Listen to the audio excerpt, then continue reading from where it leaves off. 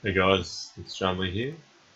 I'm making a part 2 video to Game of the Week 3, which was played against Chickencrossroad.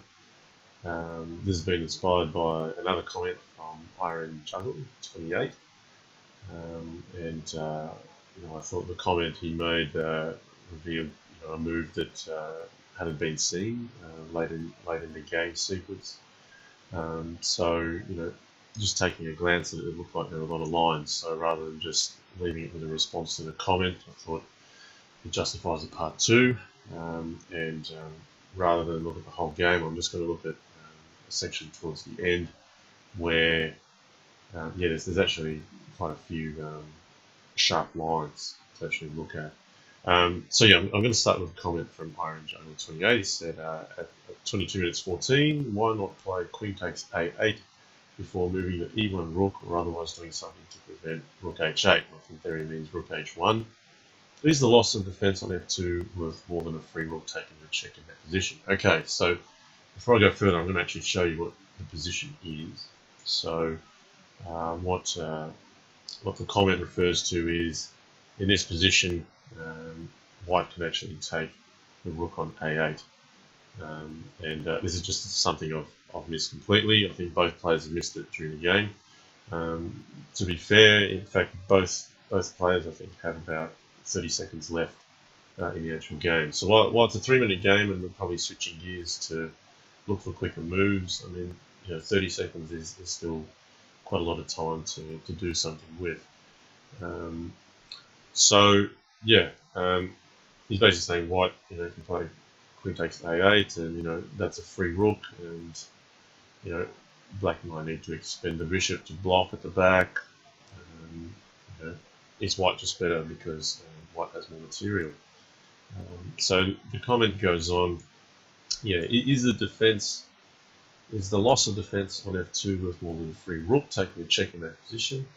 I think it actually is. I'm going to show you some lines where I think the F2 pawn being defended is actually very important. He's then gone on to say, edit, just look at this for longer.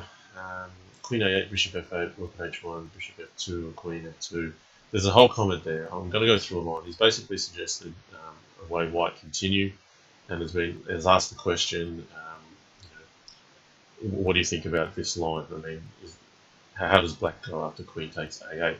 And my brief comment in response is just that, it is actually still difficult for white to defend, but there's a lot of lines to look at, so that's what we've got to go through. While I'm here, I'll also just make a reference to Isaac Levi, so he's a regular viewer, so thanks for the nice comment. He's just said this video series is awesome, great seeing all the ones played out and giving your opening perspectives. Enough on the actual comments. I'm going to get to the actual game, so I'm going to minimize that window and we'll actually take a look at it. So the suggestion is queen takes A8 check, which is capturing a rook check, and this was missed by both players. I think black should just block here. I mean, black can actually use the old bishop. It should be fine because there's coverage at the back here, but this is really secure, and there's so much attack potential here. I'd probably play this instinctively, bishop at F8. And now white's got problems. He's got to defend. Now this knight's pinned, so you can't take it. The immediate threat is rook at H1, and so the clear threat is queen takes E1 check, the rook would recapture, and rook at H1 mate. And that's all forced. The other problem that white has is queen takes F2, potentially bishop takes F2. So they're the two things white needs to defend. Okay, so the suggestion from Iron Jungle 28 is, what happens if rook at H1? Which is not a bad looking defensive move. The idea is white puts a rook there, which was just picked up with A8, to, just prevent rook takes H1. And if black captures, white's looking at potentially being safe. So white can actually patch up, use a bishop, use a pawn. The queen's still defending G2, and black doesn't have a knight in hand to execute any kind of small mate. So Iron Jungle 28 is just basically asking, so what would you do? Now, Unfortunately, white playing rook h1 is actually still mated. There's actually a neat mate in 5. And I think most strong players would see this within the amount of time that's left in the game, which was, say, 30 seconds. So it starts with queen takes f2. And the key move here is knight f1. Okay, what knight f1 does is it allows pawn at g3. Now, if you take with this rook, that's mate straight away. So the preference for white would be to capture with this rook, so that king h1 can be played. But the problem is that black has this resource, queen takes f1 check, which still leaves the g1 square covered. And black just scrapes the bottom of the barrel, but black has just enough to mate. So yeah, that's the problem with rook at h1. So it's not that simple to defend against this, and it is really just enough material for black, but it is definitely mate in 5. So what are the other avenues here? Well, if you defend the f2 square like this, block off the check, I mean black's still just going to take the rook. And rook at h1 is still a threat. And then now bishop takes f2 is also a threat. So this is no easier to defend. I mean, you could end up down the same path with rook at h1. It's all going to be quite similar.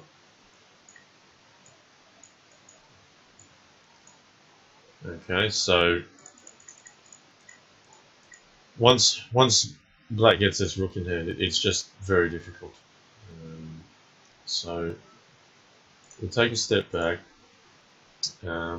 Some other options might be something like queen f3, and then what that does, well, that's saying, okay, I'm covering f2. Still got the same problem. So if you move the rook well away, it's still exactly the same issue as rook h1. I mean, black can still play knight f1. If you back the king up, there's mate. So mate with the knight. If you capture here, we get exactly the same mate as what I showed you just before. So it's quite a common mating thing. So that's not all there is to it. The reason why I'm bringing this up is because I think white's best defensive move would actually be king h2.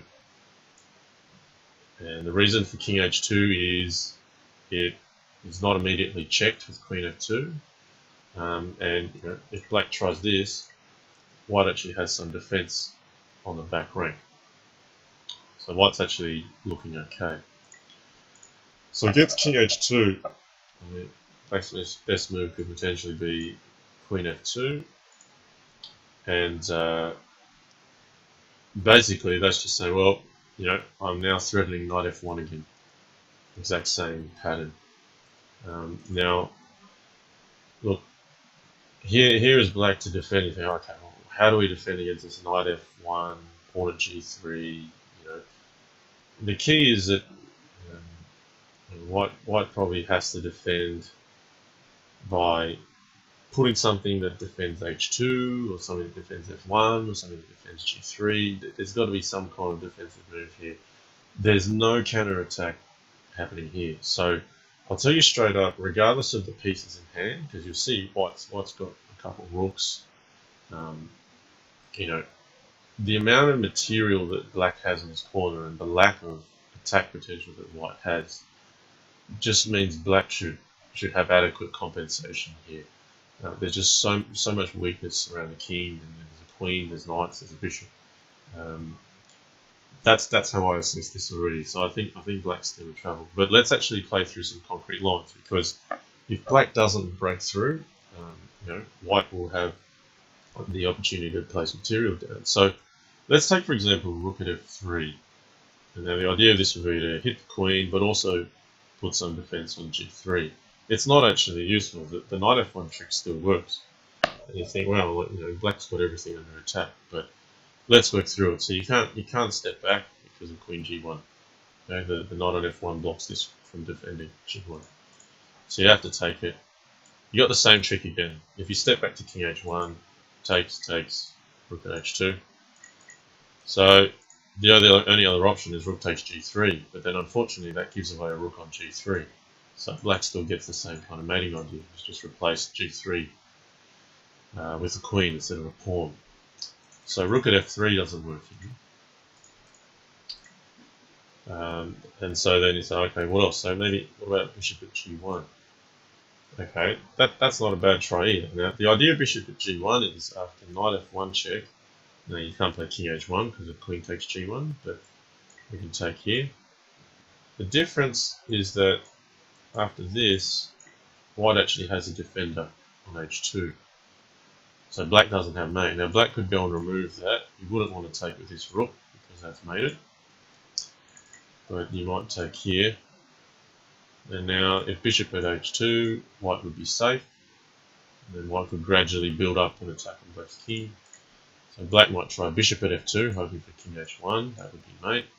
But of course, white can just capture this. And here I think black's actually running out of pieces. The checks will actually run out. You can't really make any useful checks with the knight. The checks with the rook don't really go anywhere. So it's looking safe, bishop at g1. But unfortunately, it's not, because black doesn't have to go for this knight f1 idea. That idea actually doesn't work anymore. Quite simply here, black should capture e1. Because unfortunately, the placement of this bishop now cuts off this rook. So rook at h1 is still a mate threat. And after queen takes d1, bishop takes g1 is a mate threat. You can't do anything with rook at h1, knight f1 now mates. So white's still in trouble after bishop at g1. So you can see what I'm going to go through is a whole number of lines where white can try defenses, and they're decent defenses. Like it's black still has to be sharp-minded, and it's tempting to think, oh, I could play queen takes g1 here, but in fact this one doesn't quite work. It's not mated straight away. I think black's probably still all right. There's still a lot of attack potential, but yeah, black still needs to be precise. So okay. What other ideas do we have to defend g3? You could try something like knight e2. Yeah, I think the idea of that would be if knight f1, you could take this, and then black has no rook for h2. Knight at f2 isn't quite mating. There's some ways white may be able to try to hold it. It's still not easy for white. I mean, if you play pawn at h2, there's still plenty of mates coming in here. And see, the main thing is basically white can't counterattack quickly on the black king, so it's still very difficult to defend unless white can really hold out. Maybe knight at f3, maybe that holds. I don't think this sack works. Black might be a pawn or two short. So knight f1 doesn't work anymore. Black doesn't have enough pieces. So that would be the try for knight e2. All of this is just to stop knight f1, but the thing about this is black doesn't have to play knight f1, so black can always just make a capture here. And that comes with its threats already. So knight at g4 is a threat now. That's very difficult to play against. If you capture this knight back, you'll see knight at g4 mates pretty quickly. If the king steps back, knight g3. If you take this way and step up, queen g3 or queen h4 as mate. So yeah, so against knight e2, I think black can just capture that and say, well, knight at g4 is next. If you try to cover knight at g4, there will be something else that mates. So after queen f2, I think here's two of the best tries I saw, but they still end up in black's favour as well. And I'm going to play through them to reveal some of the hidden sharpness to the game a novice player might not see. The idea here is defending g3 really. It's all about preventing this knight f1 trick, and not defending it with a rook because it gives away rooks. So we can actually put a bishop here with e5. And the idea would be to defend here. So if I play it out, knight f1, pawn at g3, capture it, and we've given up a bishop, but the bishop can't be used to attack. And here I think white's actually getting away with it. Black can't place a bishop here or here because it's defended. There's no immediate checkmate on the board. If black tries to play a bit slower and hit h2, then there may be some defences against that. Knight at f3 doesn't quite work, that gets mated. Let's just play through that. So in fact, queen takes f3. It looks very dangerous. We'll just see if it actually is mated. This is what I'm looking at.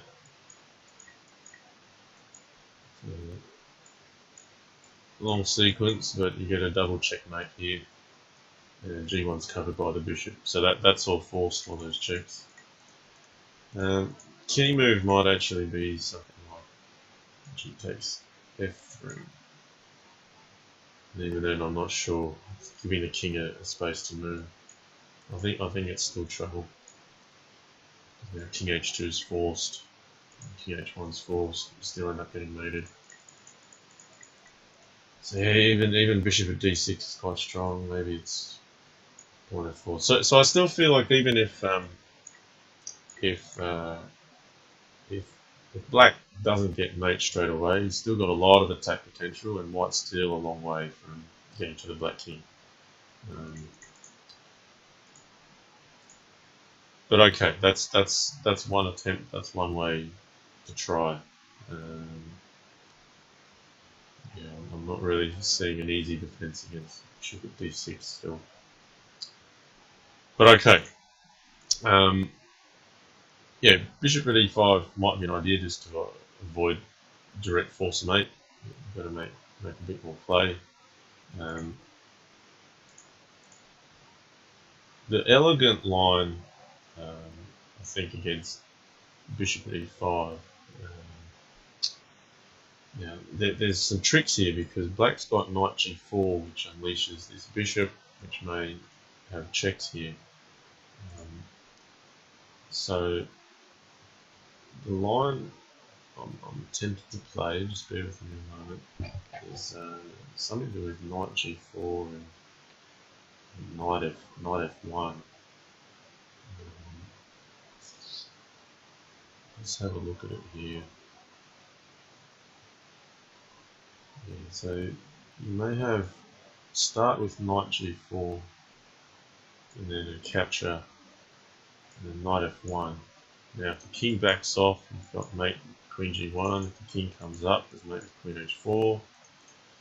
So white has to capture, but now black gets to take this a check, and there's a big weakness here. Yeah, if black king moves up, you've got mate. If the black king moves back, then knight g3 comes in, and you'll have mate on rook at h2. And if white chooses to make a block, oops, sorry, so let me just take here. So there's quite an elegant finish there as well. If bishop at e5, you don't have to go down the path of knight f1, pawn at g3, bishop d6. There's actually something a little bit stronger there. So bishop at e5 doesn't quite work either. Bishop at h4 is maybe a bit interesting. So again, same idea, cover g3. Now if black plays knight takes h4, I think it's still very strong, but don't forget that white has some defense on g2. So here, yeah, I'm telling you, I'm still going to prefer black, but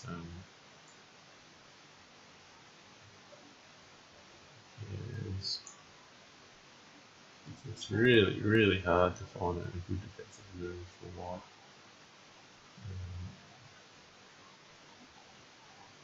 maybe there's something like rook at g5, trying to hang in here.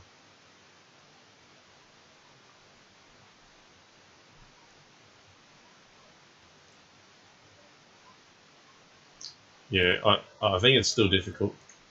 But even against bishop at h4, I think black has a stronger continuation. And it's the same sort of idea. You can still play knight g4 and a check here, which discovers back on here. So the white king can't move there again. Queen g1, king h3 leaves it queen h4. So takes the bishop. And then white's got three options. He can block the pawn, block with a knight, block with a rook. And there's differences here. So, you know, if white blocks with the pawn, you know, the black king's starting to look nearly safe. But I think bishop e5 is going to be very strong for white.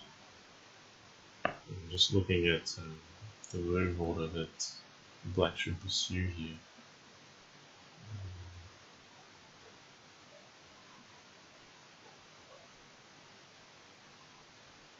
Yeah, we probably start with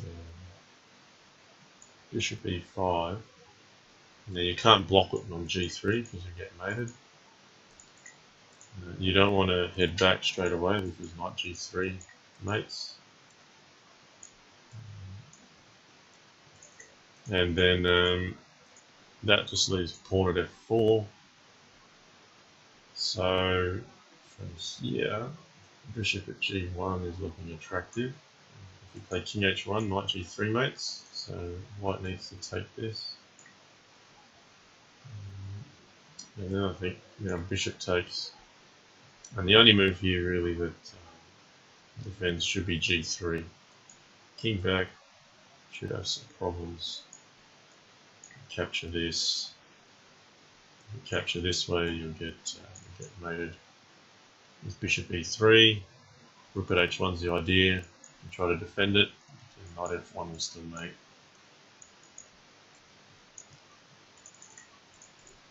So yeah, I think g3's got to be the move. And now it's not so simple for black because if bishop takes g3, the white king's actually getting away. Yeah, there's a check here, but the checks actually do run out. And now the black king is actually a little bit more susceptible to attacks. So amidst all these lines, you can see what's piling up here. I've just played a whole bunch of mates, but there are sometimes some obscure defenses, and you've got to check if white can get away. So in fact here, it's probably correct to take the rook first. I think we'll take the rook first. If king takes, that'll be mated, most likely.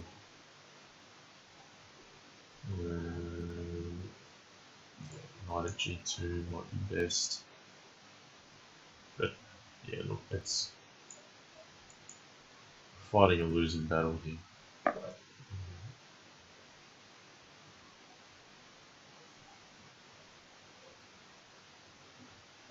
Yeah, maybe rook at g1 is the most accurate. King e2, pawn at d3, a nice sneaky move. Just puts a pawn on d3, which cuts the king off. It's a mate there. No, it's not. We've got queen takes. It's really knight d4, it's the mate. Don't even need a pawn put there. So look, it's very difficult. Very difficult for white. Best might be rook g1, and that'll get mated too. So black still does need to be accurate. There's some defensive resources there if black's not careful.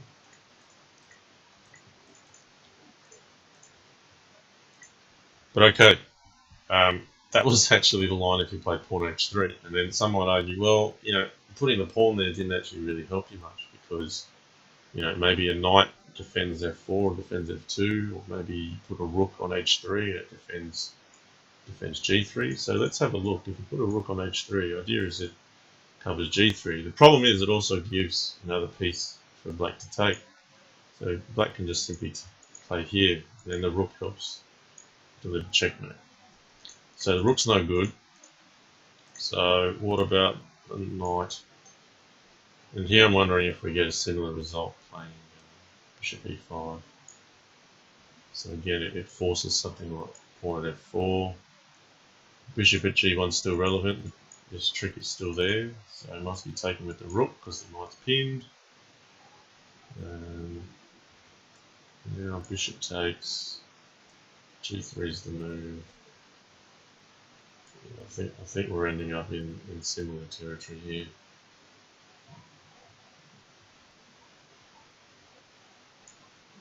Yeah, maybe bishop takes g3 is more elegant. You can't take it because of rook at h2.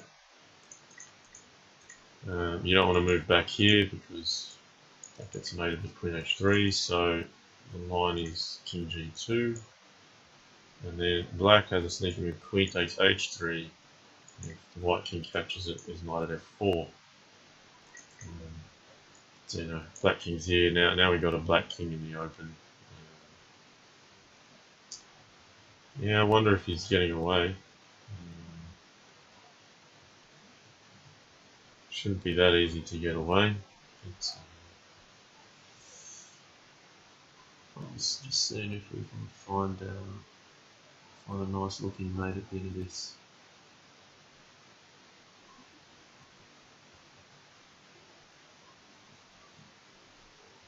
Yeah, there's all sorts of patterns. There's knight d4.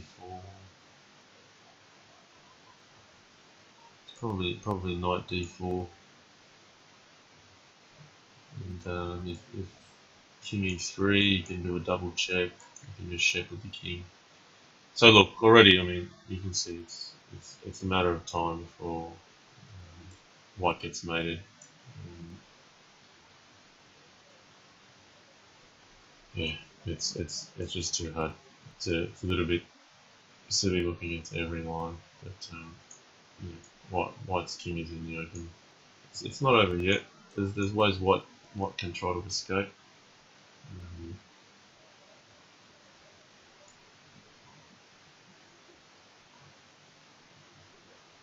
Yeah, okay. At worst, you know, black can capture a queen here.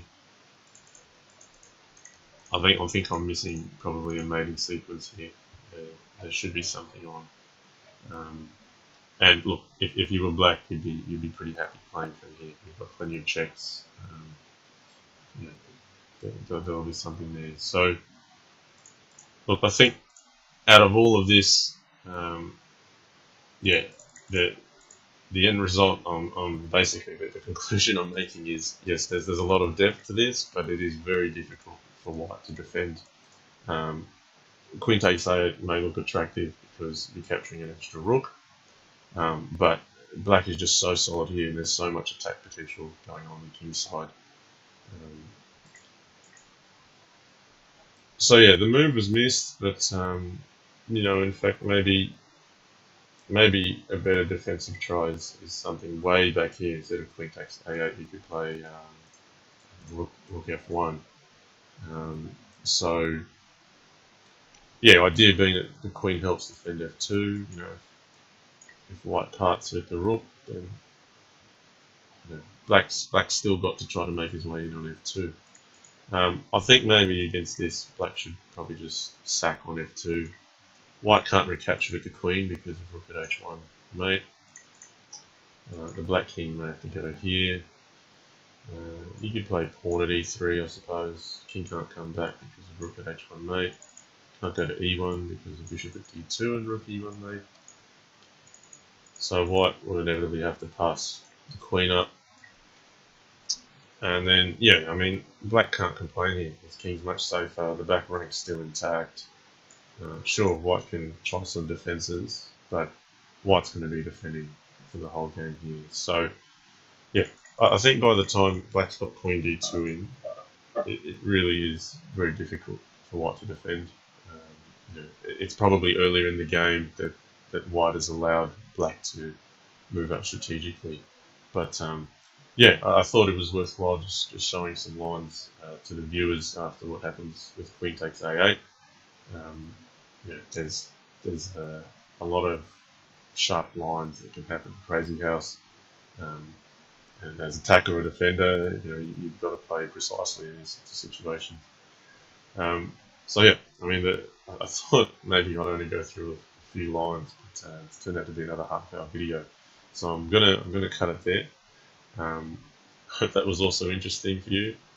Not suggesting this could have all been seen in 30 seconds, but from the position it was played, there were a number of interesting defences and interesting mates, forced mates rather, that occurred in check. Um, so yeah, hope you've enjoyed that video, and yeah, keep enjoying your week. It's Monday night. We're just getting started. All right, take care.